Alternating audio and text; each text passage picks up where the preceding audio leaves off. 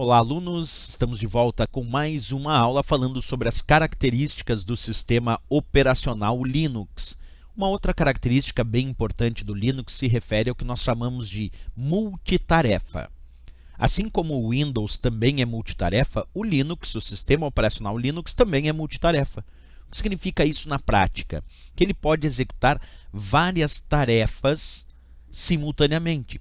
Isso quer dizer, ele pode gerenciar a execução de várias tarefas de forma simultânea. Vamos acompanhar comigo a leitura desse texto teórico. Capacidade de gerenciar a execução de várias tarefas ao mesmo tempo. Na prática, significa o seguinte: eu posso usar um editor de textos e eu ter uma outra janela aberta de uma planilha de cálculo, por exemplo.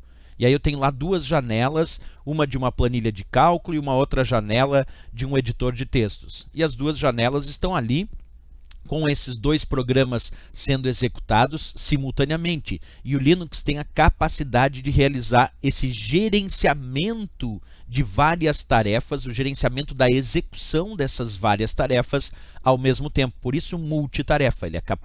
A capacidade do Linux de gerenciar vários programas que estão em execução simultaneamente pelo sistema. Mas tem uma outra dúvida que algumas provas colocam, onde dizem que o Linux tem a ideia de multitarefa preemptiva.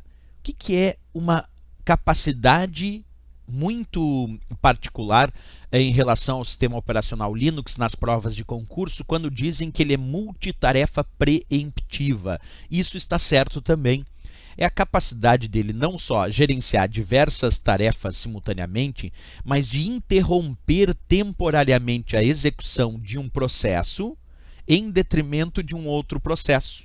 Então vamos imaginar que o sistema operacional Linux precisa muitas vezes interromper temporariamente a execução de um processo no sistema para executar um outro processo. E assim que terminar de executar esse outro processo, ele pode voltar a executar aquele outro processo que ele tinha interrompido anteriormente. Então, muitas vezes, para o usuário nem percebe, muitas vezes, que há uma interrupção de um processo em detrimento de um outro mais importante, porque isso é tão rápido que muitas vezes a gente não percebe. Mas é necessário que o sistema operacional ele consiga interromper a execução temporariamente de um processo e executar um outro processo que naquele momento é mais importante para o sistema. E logo depois retomar de novo a execução daquele processo que ele tinha interrompido. Só que isso, claro, num gerenciamento muito rápido e muito eficiente no sistema, do qual o usuário acaba nem percebendo essa diferenciação.